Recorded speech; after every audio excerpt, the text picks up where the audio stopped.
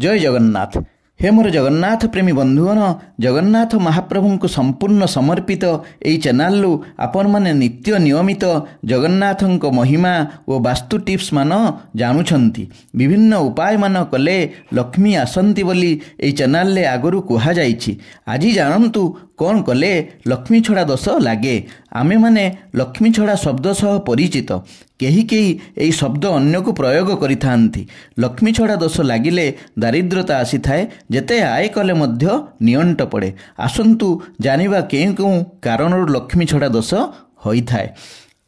Number 1, स्त्री माँ झियो बा कौनसी नारी को अपमानित करिबा, कष्ट देवा, असम्मानित करिबा द्वारा लक्ष्मी छड़ा दोष होई थाए। कारण एमाने होउचंती माँ लक्ष्मींकर प्रतीक। नंबर 2, सकाळू शीघ्र न उठी डेरी पर्यंत बिछारे शोई रहिले लक्ष्मी छड़ा दोष लागी थाए। नंबर 3, खाद्य नष्ट कले लक्ष्मी छड़ा दोष लागी थाए। आमे बड़का खाद्य को न फोपाड़ी बिराड़ी कुकुर पक्षी को देले लक्ष्मी छड़ा दोष लागिबो नाही। नंबर 4, गृहरे रातिरे ऐठा बासन पकाई रखिले लक्ष्मी छड़ा दोष लागी थाए। नंबर 5, निज माँ बापा स्त्री ओ भौनी को हतादर करिबा, असम्मानित करिबा सहित घर तोड़ीदेले लक्ष्मी छड़ा दोष लागी थाए।